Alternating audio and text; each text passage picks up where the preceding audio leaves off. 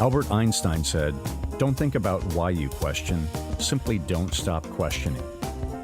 Welcome to Curated Questions. I am your host, Ken Woodward. And these questions are not mathematical equations, but rather a resource to encounter personal reflection and growth.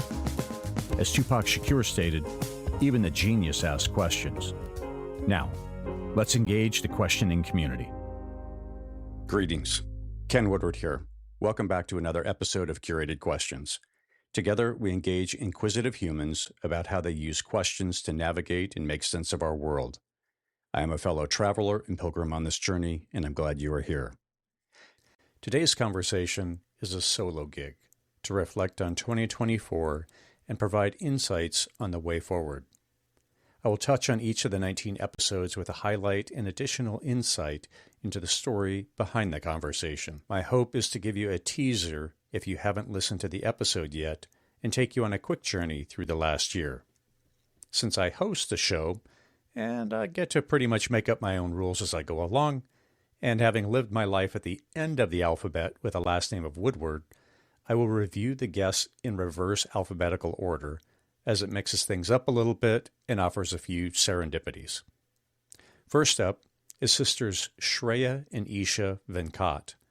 This was the most recent episode.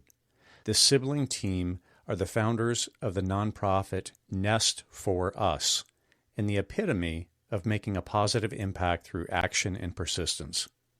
We met when I attended their Martin Luther King Jr. service event a couple years ago, and I'll rejoin them in a couple weeks to do it again. Questions are a huge part of their lives and how they engage the world.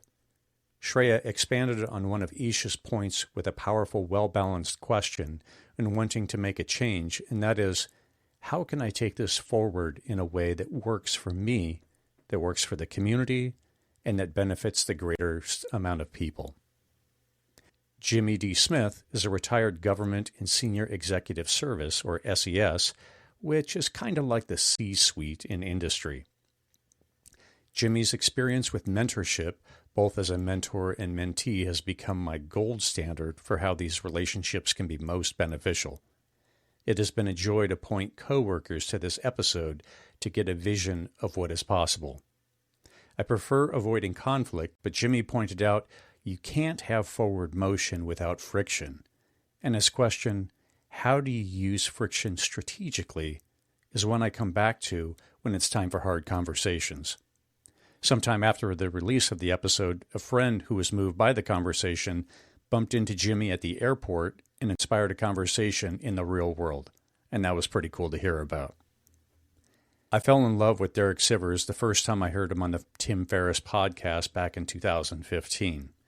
He was true to his word in answering every email he received and quickly replied with, quote, "This is my jam," to the podcast invitation.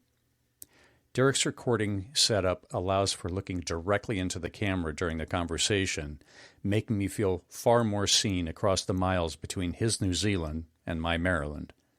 This inspired me to change my setup and process to give my guests the same experience. Derek has fully incorporated questions into his life. He unabashedly lives with the hard questions and is willing to put his head into the proverbial tiger's mouth when it comes to following through on the answers, whatever they may be.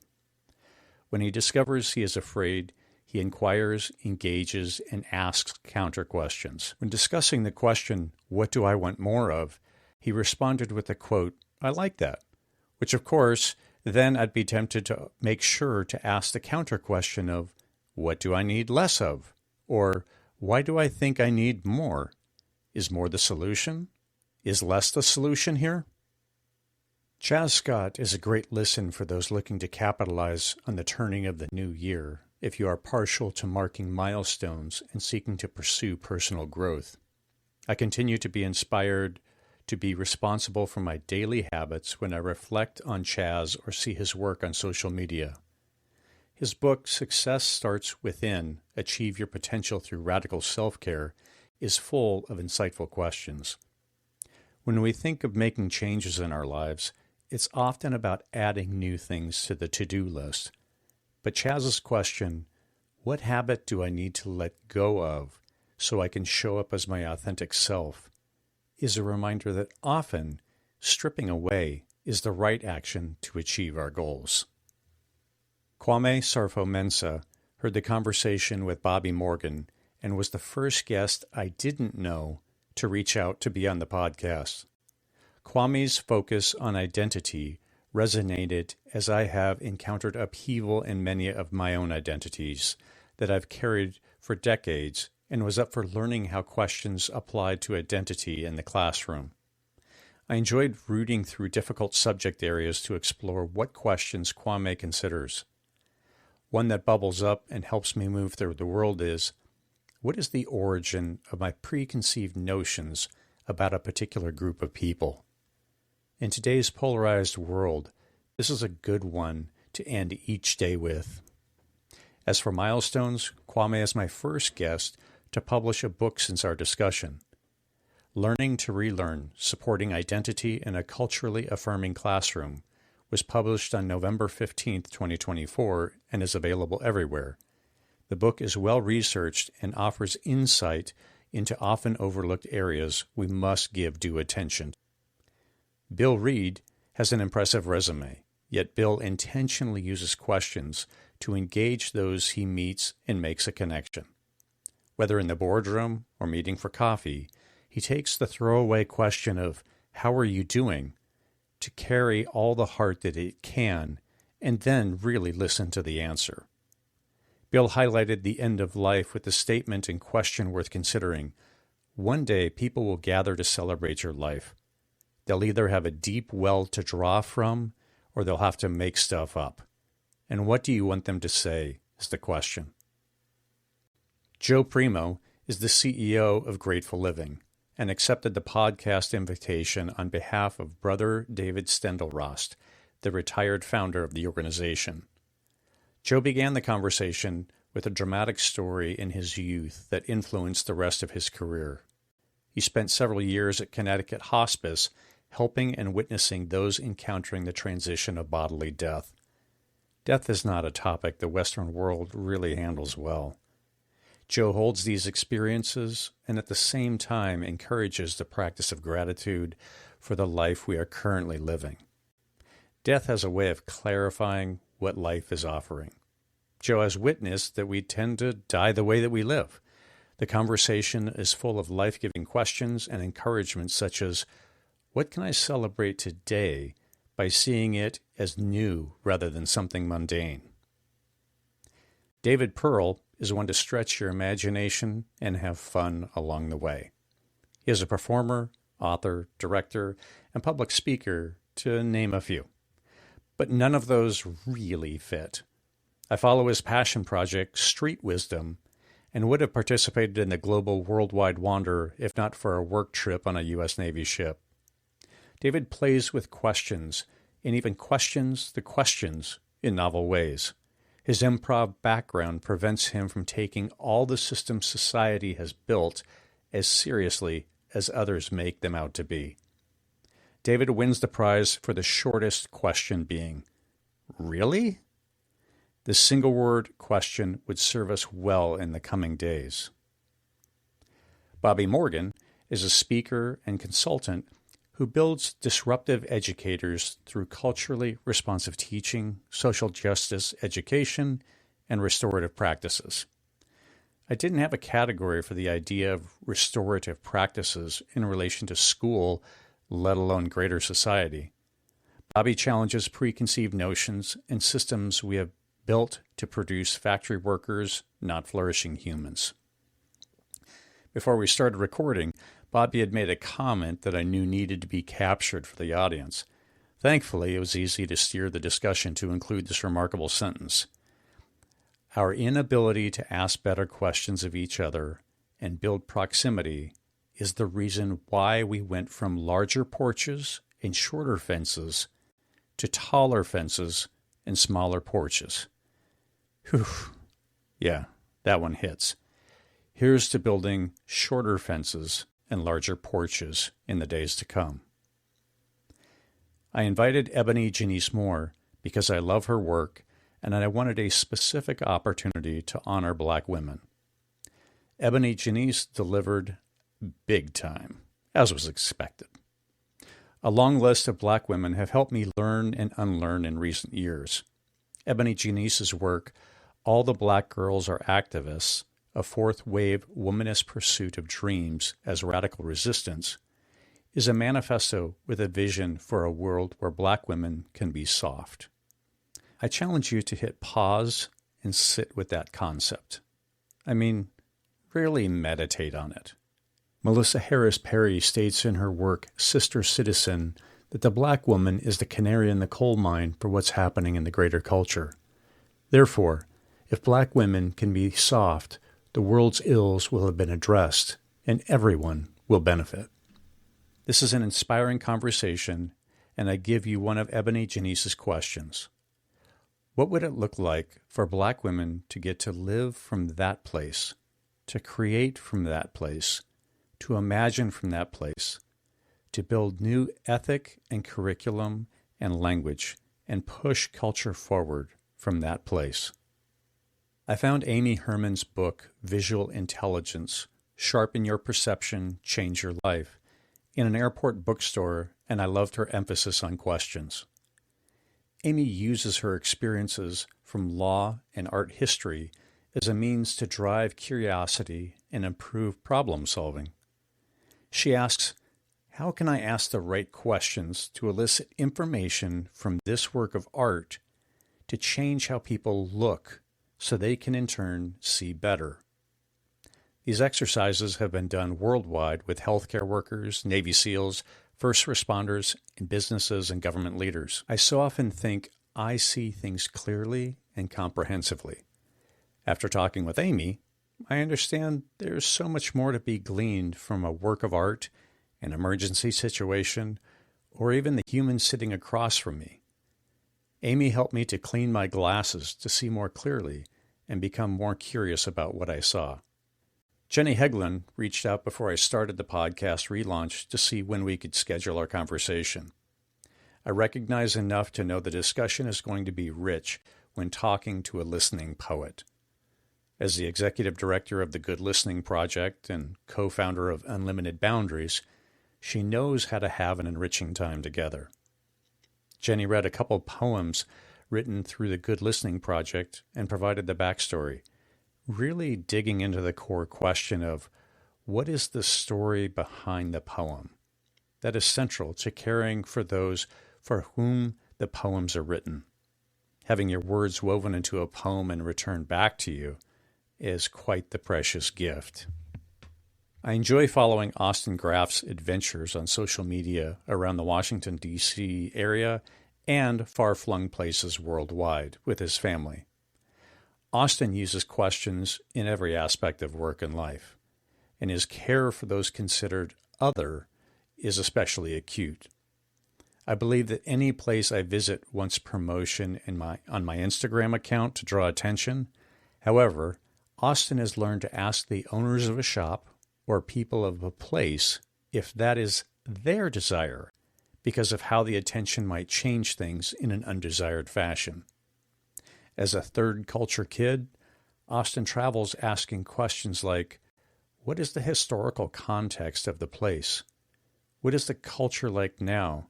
And what are some of the biggest disappointments or tensions in the area?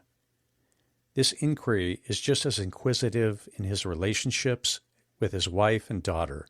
He is a beautiful example of a caring human.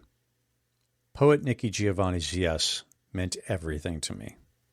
I have read her works, watched her conversation with James Baldwin, and stood in awe of the respect she receives from others in her community.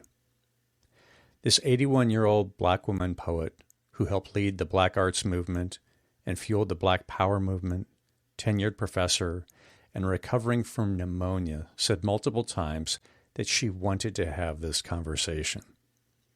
Nikki's support and enthusiasm for this effort was a validation few could offer this early into the project and will always hold a special place in my heart.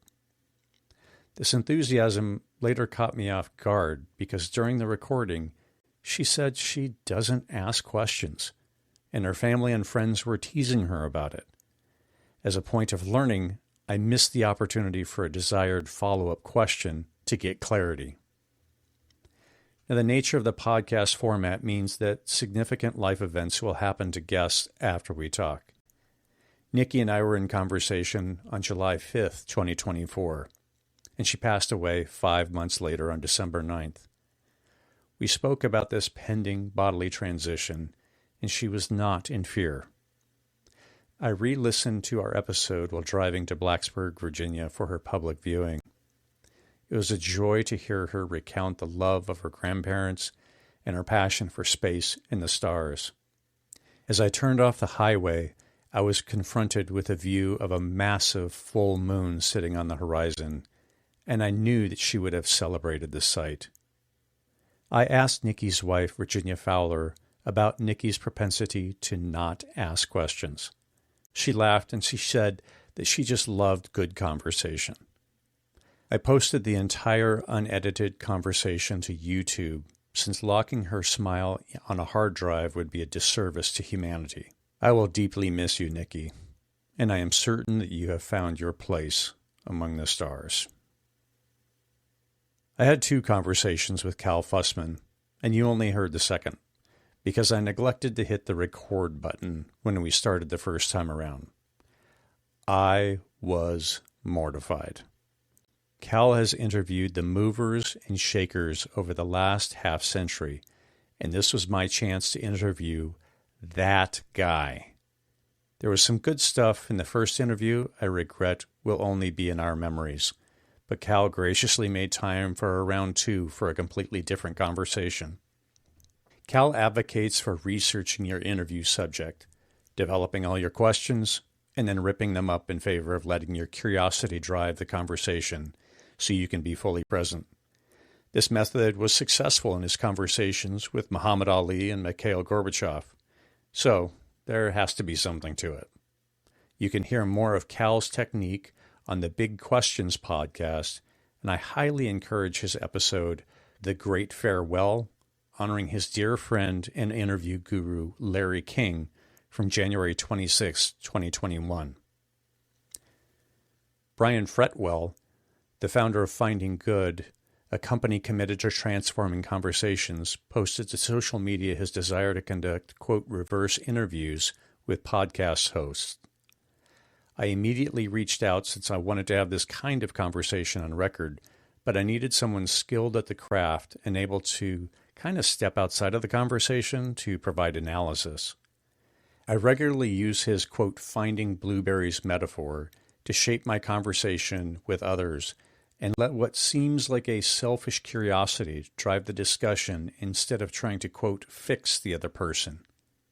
Brian has recently implemented some new tools for conversation and coaching, and he also offers a discount code for Curated Question listeners in the episode. Stephanie Easter, that's Stephanie with 2 F's, was one of the first to say yes to conversations. It took me several years to get to the relaunch and make it happen. Stephanie is a retired SES like Jimmy Smith I mentioned earlier, and it has reached the highest levels of U.S. Navy and U.S. Army civilian ranks. As a black woman in predominantly white male spaces, Stephanie skillfully used questions to ensure it was understood that she was open to input, but that she was the decision maker and would not cede that responsibility and power. At the same time, she used questions to engage with those who might be intimidated by her position. Questions I have taken into the workspace are, how are you taking risks, and how do you persist? Jerry Colonna published his now famous question, how have I been complicit in creating the conditions I say I don't want, in his book Reboot, Leadership and the Art of Growing Up. This question has done a lot of work in me, and I have witnessed it work in the lives of others. I use it weekly to consider personal struggles or look out to the nation and the world's troubles. His follow-up book, Reunion, Leadership and the Longing to Belong, was equally insightful and expanded his use of questions to this idea of belonging. Jerry is unafraid of the questions that plunge deep into one's heart. We spent quality time discussing what belonging looks like with the questions such as, What is it that I have to give up that makes me feel safe so that the conditions of the world create belonging for everyone? Yeah, those are heavy. Of note, we had to reschedule because 2 minutes before recording, Jerry discovered a plumbing leak in his house near Boulder, Colorado. Thankfully, the leak was stopped, damage repaired, and our conversation was released into the world. I mentioned serendipity at the top. While last in the recap, Lynn Borton was the first guest of the podcast relaunch. Lynn is the creator and host of the podcast and Pacifica Network radio show, Choose to Be Curious. She was the perfect guest to lead off this effort. Lynn could empathize with my nervous jitters as I tried to get back into the swing of things and lead a conversation. I had a chance to be on her show about the time we recorded the episode. Please check out her 28-minute Choose to Be Curious episodes to strengthen your curiosity muscle and think about your curiosity practice. And that, my friends, is a wrap. 26 hours, 4 minutes, 54 seconds of celebrating the power of questions through the Curated Questions podcast in 2024. A partner who has been fixing other technical errors and ensuring the finished product is clear is Ben Ford. He made suggestions and recommendations to ensure the quality of the product was clear and had the most impact on the listener. He can be found everywhere as Producer Ben Ford. Additionally, I'll highlight the amazing theme music created by DC-based band Beauty Pill. Please check out their discography on Bandcamp or wherever you listen to your favorite bands. I gotta say, the collectible vinyl Chad Clark and the rest of the band are producing is a work of art worth adding to your collection. I have now developed processes to ensure I actually hit the record button and minimize the negative impact on guests. Now that the back-end processes are solid, 2025 will include enhancements. I will experiment with other formats, such as you're listening to now. I will conduct right now question street interviews to amplify voices that may get overlooked. This is not intended to be a solo project, and I would love feedback. No, really. Let me know what resonated with you, what questions you have adopted, and which you want to hear more about. A primary emphasis I will have in 2025 is growing the listener base to get the community to expand. This will take many forms on my end. However, this is where I ask for your help. Apple Podcasts account for about 50% of listenership, and Spotify comes in at about 18%, with the other access points sharing the remainder of the downloads. The algorithms feed off of this interaction. This is my invitation to you to participate in this community. Please follow Curated Questions wherever you listen. Comments are significant in getting exposure and being suggested to new listeners. Of course, word of mouth is a remarkable way to spread the love further. Swag, stickers, and other goodies are on the way. The 3 legs of the Curated Questions stool are guests, listeners, and my heart for others to embrace and celebrate the power of questions. Thank you for being part of this journey. Remember to be a light to yourself and those around you. Until next time, keep questioning.